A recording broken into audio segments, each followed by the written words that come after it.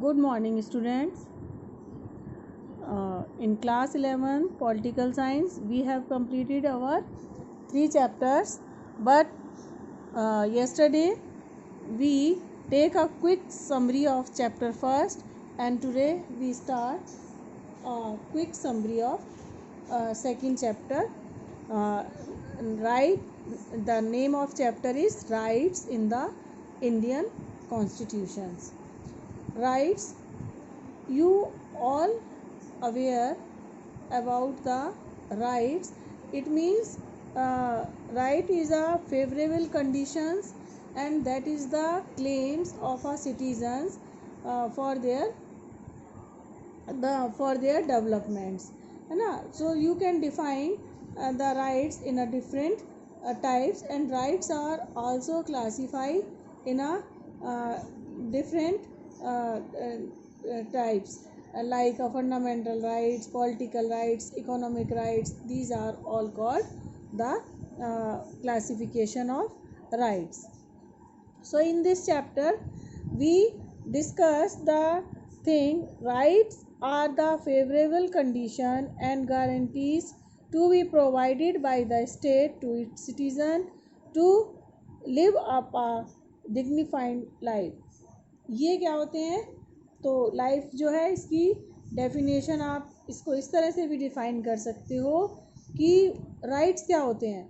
Rights वो होते हैं जो कि फेवरेबल कंडीशंस होती हैं. इस तरह की कंडीशन जो गवर्नमेंट है वो अपने सिटीजन्स को प्रोवाइड करती है, जिसमें कि वो एक डिग्निफाइड लाइफ जो है, एक सम्मानित ज़िंदगी जो है वो अपनी जो है स्पेंड कर सके. ठीक है बेटा. नेक्स्ट है, these rights can be categorised as social rights, political rights, fundamental rights and procure equality, liberty and the social justice into society. In rights को आप, मैंने अभी अभी बताया था कि डिफरेंट कैटेगरी में हम डिवाइड कर सकते हैं, जैसे कि सोशल राइट. जैसे कि सोशल राइट का क्या मतलब होता है कि आपको सोशली वी आर इक्वल, है ना. Our constitution give us a equality means social equality. Opportunities हमें इक्वल मिलेगी. There is no discrimination in our society.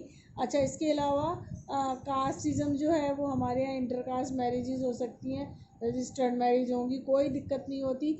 और अनटचेबिलिटी है, जैसे उसको हमने क्या किया है कि उसको बैन किया है. तो ये क्या होते हैं? सोशल राइट्स होते हैं हमारे. नेक्स्ट है पॉलिटिकल राइट. पॉलिटिकल राइट्स में कौन सा राइट आ जाता है? Right to vote, elect our representatives, है ना. these are called our political rights. and fundamental rights ये कॉन्स्टिट्यूशंस में दिए जाते हैं. these are the basic rights which are very important for a human being. so in Indian constitution we take these part from the American constitution, in which citizens given some fundamental rights. In Indian constitution at present we have 6 fundamental rights, but when our constitution was made in 1949, and then we have 7 rights. Now the right to property is cut from our fundamental rights. So in now at present we have 6 fundamental rights: right to freedom, right to equality, right against exploitation, and right to education and cultural development, and right to practice any religion, freedom of religion, and right constitution remedies. So these 6 rights are given in our constitution. ठीक है बेटा, ये आपको इतना chapter समझ में आया? मतलब जो भी मैंने पॉइंट बताए वो आपको समझ में आए. Fundamental rights are specially protected to ensure that they are not violated. Fundamental rights are especially protected to ensure that they are not violated even the government because these protected by the constitution of a country. ये बेटा वो right है, if any elected government want to violate them, then we can go to our judicially like high court and supreme court, and court protect our fundamental rights. So these are called a fundamental rights. There are 6 fundamental rights guaranteed by the Indian Constitution: right to equality, right to freedom. Freedom के बीच में भी आप देखो, इसमें तो क्या आता है बेटा इक्वलिटी में, equality before law and equality, equal opportunities. ठीक है, जो लॉ है हमारा वो सबको इक्वली ट्रीट करेगा। जैसे कि मान लिया आपने कोई आपसे क्राइम हो गया, क्राइम चाहे वो एक स्वीपर ने किया हो, चाहे एक फ्योन ने किया हो, चाहे एक आपके ऑफिसर ने किया हो, या इंडियन प्रेसिडेंट ने किया हो, जो इंडियन लॉ है उसको इक्वली ट्रीट करेगा। Number 2, opportunity. जो भी प्राइवेट जो पब्लिक जॉब्स होती हैं पब्लिक जॉब्स होती हैं उसके अंदर आपको इक्वल अपॉर्चुनिटी मिलेगी, either you are belong to any caste, religion और gender.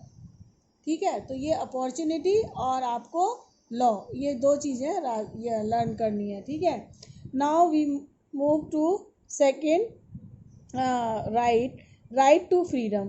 Right to freedom is also called a cluster of rights. इसमें बेटा इसी राइट के अंदर आपको बहुत सारी जो फ्रीडम दी गई हैं, जैसे कि राइट टू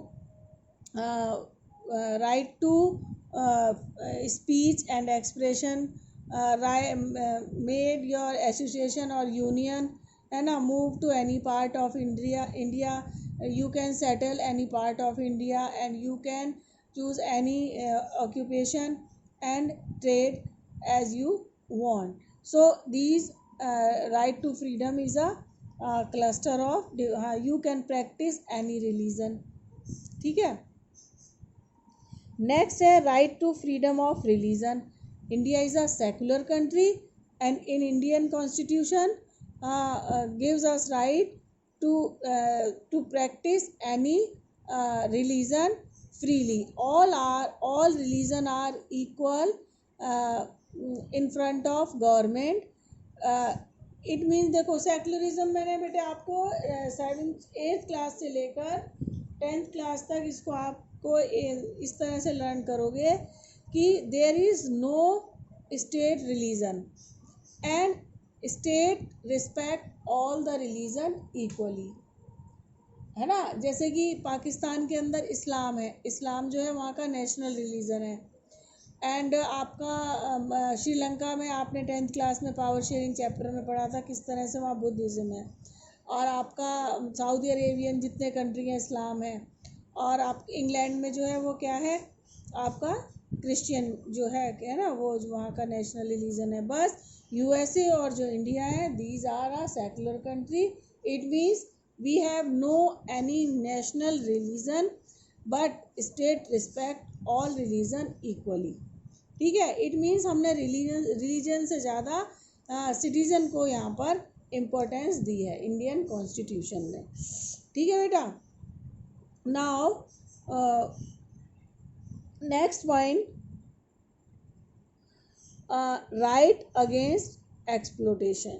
इट मीन्स कि इसमें कोई भी आपको एक्सप्लोटेशन नहीं हो सकता। इसमें बेसिक जो चीज़ की गई है क्या है, एक तो ह्यूमन ट्रैफिकिंग जो होती थी, ठीक है, स्लेव्स, पहले आदमी को सामान की तरह खरीदा और बेचा जाता था, वो जो है अब इंडिया में वो बिल्कुल बैंड है। ठीक है, अगर ऐसा कहीं होता है तो वो इलीगल है।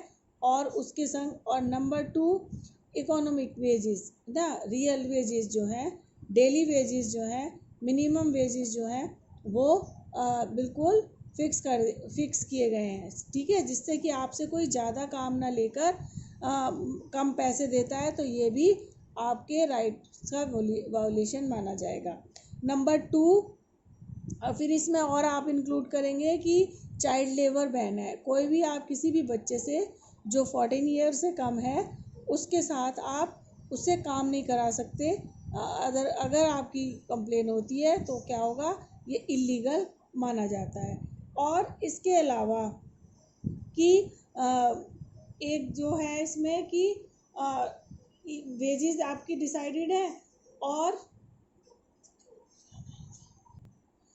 एंड वन थिंग ऑल बेगार प्रथा, इट मीन्स अनपेड वर्क, है ना, फोर्स लेबर, ये जो है वो हमारा कॉन्स्टिट्यूशन इसको एक्सप्लोटेशन माना जाता है। ये सब हमारे उसमें बैन है। इससे पहले जो है वो चलता था।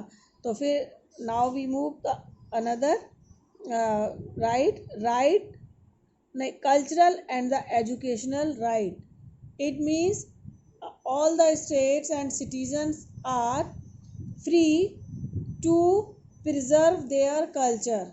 ठीक है, लैंग्वेज, इसीलिए हमारी इंडियन कॉन्स्टिट्यूशन में अपनी कल्चर, अपनी लैंग्वेज को प्रिजर्व कर सकते हैं, आप फॉलो कर सकते हैं, आप उसको डेवलप कर सकते हैं। ठीक है, क्यों?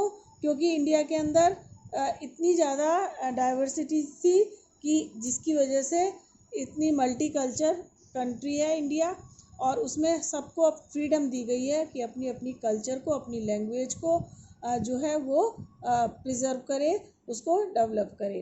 एंड एजुकेशनल राइट, पढ़ाई जो 14 ईयर का है ना, 14 ईयर तक जो है वो एजुकेशन जो है कंपलसरी की गई है इंडियन कॉन्स्टिट्यूशन के through.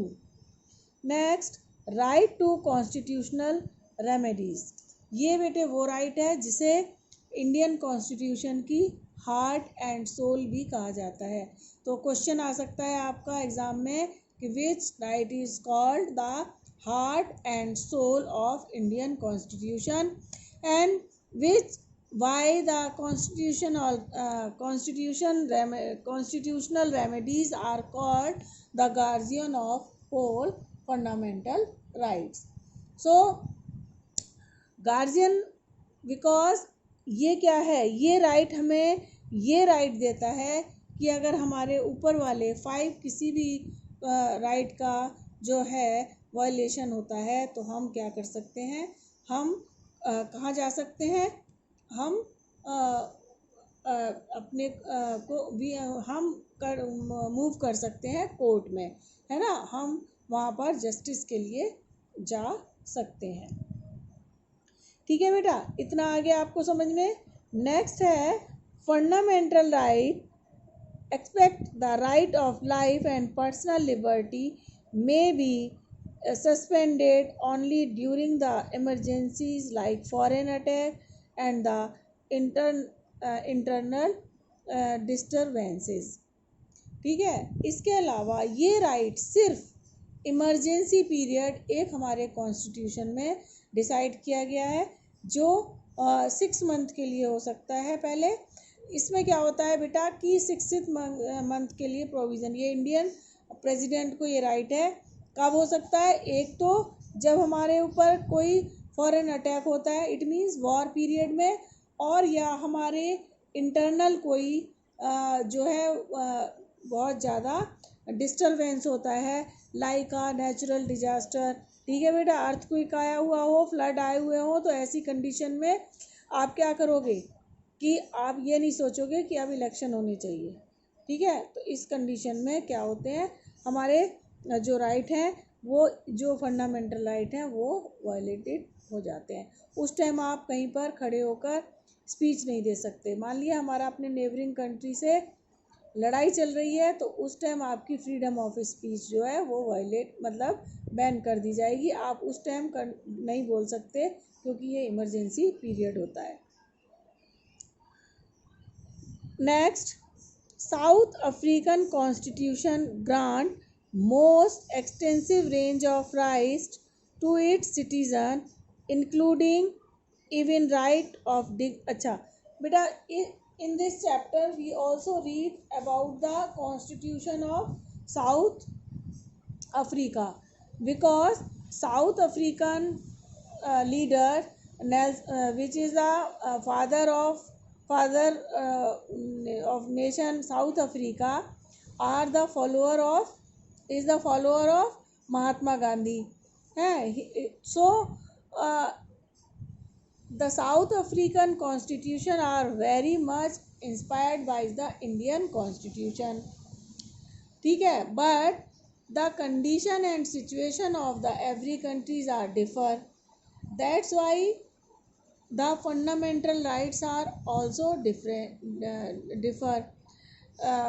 because every country needs are various various. So in South African constitution so many rights are given to the citizens, like वहाँ पर जो रेंज है उनकी वो बहुत ज़्यादा है, इट मीन्स वो बहुत ज़्यादा दिए गए हैं. इसमें क्या है, राइट टू डिग्निटी. डिग्निटी बेटा क्यों आया, क्योंकि वहाँ पर जो आप देखोगे कि रेशियल डिस्क्रिमिनेशन था, वो है ना, जो ब्लैक्स के संग ब्लैक्स की वहाँ पर डिग्निटी नहीं थी, तो उन्होंने एक राइट टू डिग्निटी. प्राइवेसी, ये राइट इंडिया के फंडामेंटल राइट्स में डिस्क्राइब नहीं किया गया. Privacy, right to privacy. Fair labour practice, ये है इंडिया में, लेकिन वहाँ पर इसे फंडामेंटल राइट्स में, क्योंकि ज़्यादातर जो ब्लैक्स थे वो क्या थे, वो वहाँ पर लेबर थे, है ना, वो वहाँ पर रोड कंस्ट्रक्शन इस टाइप के काम करते थे. हेल्थ एनवायरनमेंट, ये वहाँ पर हेल्थ एंड एनवायरनमेंट प्रिजर्वेशन, ये वहाँ पर फंडामेंटल राइट्स के अंदर आता है. फिर है एडिक्वेट हाउसिंग, और ये बेटा देखो बहुत अच्छा है साउथ अफ्रीकन, उसमें वहाँ पर एक अच्छा घर, ठीक है, साफ़ सुथरा घर गवर्नमेंट प्रोवाइड करेगी. And the information, it means transparency, कि क्या चल रहा है, इंफॉर्मेशन आप गेट कर सकते हो कुछ भी वहाँ पर भी. ठीक है, कहाँ पर, इंडियन साउथ अफ्रीकन कॉन्स्टिट्यूशन ये आपको राइट देता है. Okay, and next, Indian constitution contain directive principle of state policy, also established a welfare state along with the fundamental right. India constitution में फंडामेंटल राइट, 6 फंडामेंटल राइट्स के साथ साथ आपके क्या है बेटा, आपके डायरेक्टिव प्रिंसिपल्स भी दिए गए हैं, जो क्या कहते हैं, सिर्फ डायरेक्शंस देते हैं. जुडिशरी जो है टाइम टू टाइम गवर्नमेंट को, either they are state governments और uh central government, they give direction that government should do these types of work. But here is a little bit different between the fundamental rights and the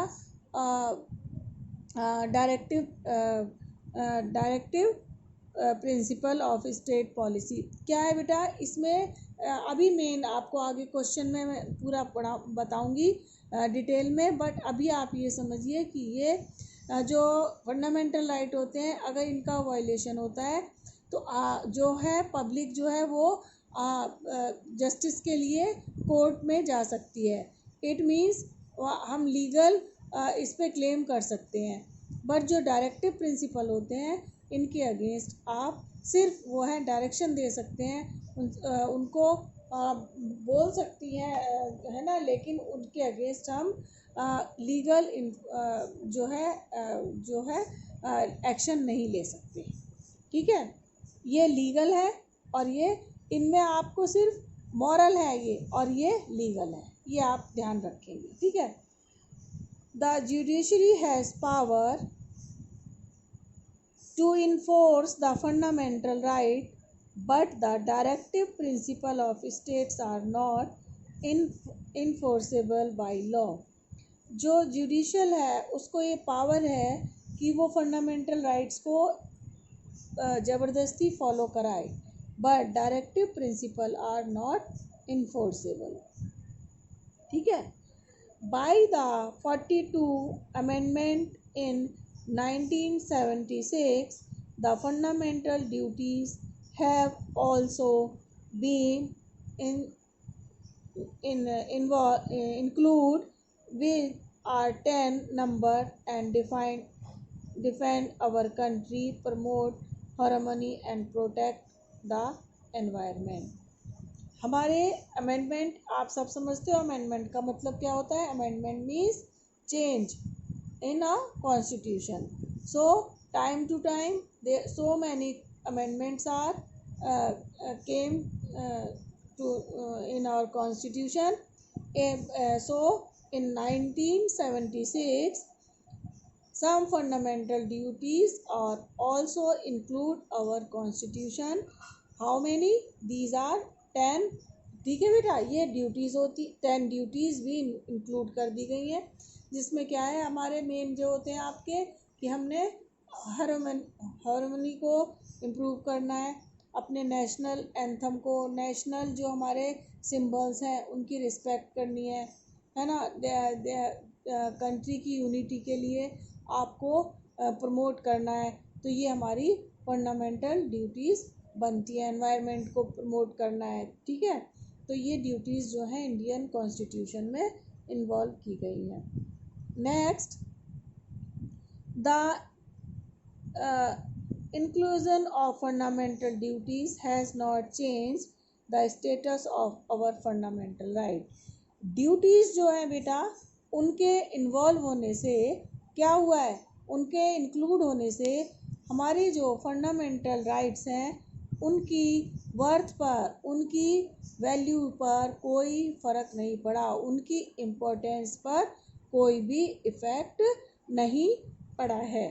so I think these are the important facts of this chapter, and here are some new words that you should know.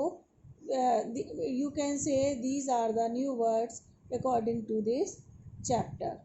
So first, rights. Right, you all are aware about the rights, but when we say that please define the right, you cannot able to define the definition of rights. Rights, these are the guarantees to citizen to live a social life and dignified manner. ठीक है, तो rights को आप इस तरह से लिखोगे, ये गारंटीज़ जो हैं गवर्नमेंट के थ्रू अपने सिटीज़न को दी जाती हैं, जिससे वो एक डिग्निफाइड लाइफ को जो है स्पेंड कर सके। नेक्स्ट है ड्यूटीज़। ड्यूटीज़ भी सबको पता होती हैं, बहुत सारी हाउस ड्यूटीज़ स्कूल में आपको दी जाती हैं।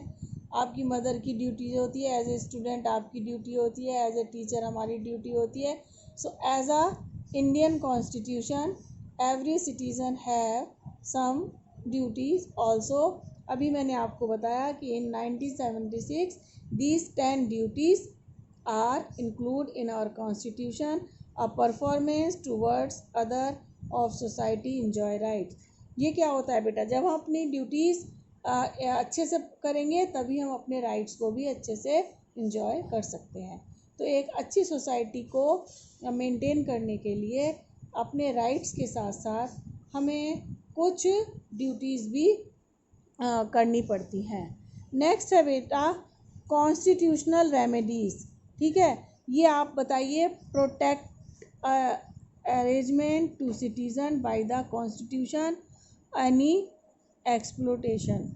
ये प्रोटेक्शन देता है हमारे, जो मैंने अभी अभी बताया था कि ये सोल है, ये हार्ट है हमारे इंडियन कॉन्स्टिट्यूशन, हमारे फंडामेंटल राइट का, क्योंकि ये अनदर 5 जो हमारे राइट्स हैं उनको प्रोटेक्ट करता है। ठीक है। Exploitation, the act of doing injustice with other in any manner. अब जब किसी को आप, अब इसका भी आपको मीनिंग तो पता है, बट इसे डिफ़ाइन कैसे करना है। कोई भी काम जिससे आप दूसरों के साथ गलत करते हो, अनजस्टिस अन्याय करते हो, वो काम क्या कहलाता है, एक्सप्लोटेशन। ठीक है, तुम कर रहे हो जैसे मेरा।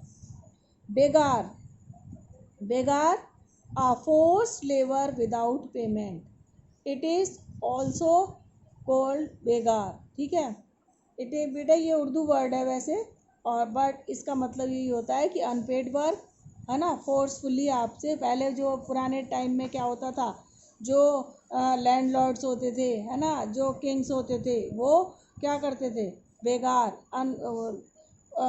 अनपेड वर्क, बस खाना और कपड़ा दिया और उसके बिहाफ पर वो जो है पूरी ज़िंदगी उनसे काम लेते रहते थे। नेक्स्ट है माइनॉरिटीज़।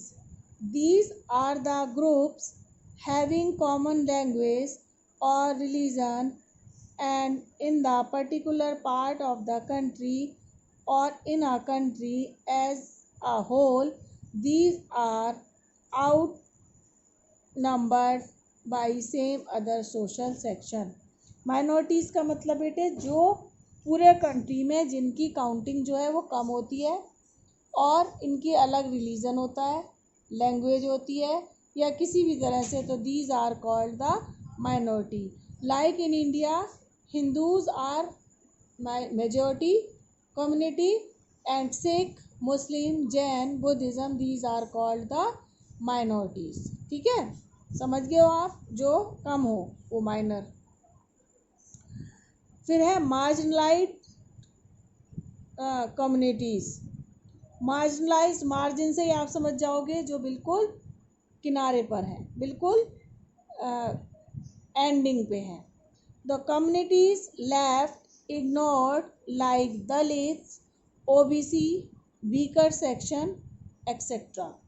कुछ बेटा मार्जिनलाइज्ड कम्युनिटीज़ होती हैं, हर कंट्रीज़ के अंदर होती हैं, है ना, स्पेशली जो कॉलोनलाइज्ड कंट्रीज़ थे, ठीक है, जिन पर कॉलोनियल रूल रहा है, उनके अंदर ये कम्युनिटीज़ बहुत मतलब होता है ऐसा। जैसे कि इंडिया के अंदर अगर हम करें तो दलित्स, है ना, ओबीसी, अदर बैकवर्ड क्लास, तो ये क्या है, और वीकर सेक्शन में वुमेन्स, इट मीन्स कि जिनको इग्नोर किया गया बहुत टाइम तक, तो वो क्या कहलाते हैं, वो मार्जिनलाइज्ड सेक्शन कहलाते हैं। ठीक है, इंडिया में मार्जिनलाइज्ड जो वुमेन्स हैं उनको भी, दलित आप जानते हो कि किस तरह से पुराने टाइम में उनके संग एक तरह से जैसा साउथ अफ्रीका के अंदर ब्लैक्स के साथ होता था रेशियल डिस्क्रिमिनेशन, इसी तरह इंडिया के अंदर जो दलित थे, अदर बैकवर्ड क्लासेस थे, उनके संग भी सेम जो है वो बिहेवियर होता था। इसी तरह वुमेन वीकर सेक्शन में मैं आपको वुमेन्स का एग्जांपल दूंगी, जिसमें एजुकेशनली, है ना, economically, socially, politically Indian women जो है आज भी जो है वो क्या है, वीकर है, बहुत ज़्यादा कमज़ोर है, बैकवर्ड है। इसीलिए हमारे इंडियन कॉन्स्टिट्यूशन में इन्हें मार्जिनलाइज्ड ग्रुप माना गया और इनके लिए स्पेशल प्रोविज़न किए गए हैं, जिससे कि ये मेन स्ट्रीम के अंदर आ सके, इन्वॉल्व कर सके। क्यों? कंट्री बेटा तभी ग्रो करता है, तभी फंडामेंटल राइट होंगे जब all section are develop. Because देखो वुमेन्स जो क्या है, almost half part of the country, अगर वही बैकवर्ड रहेंगी तो क्या होगा, कंट्री कैसे डेवलप कर सकता है जब हाफ पॉपुलेशन आपकी बैकवर्ड रह जाएगी। या जो दलित्स हैं वो 18-20% है इंडिया के अंदर, अगर वो पीछे रह जाएंगे तो इंडिया किस तरह से डेवलप करेगा। तो these are the marginal society of India. So I think you all understand the topic, and if you have any query please contact 12 to 2. Okay, have a nice day.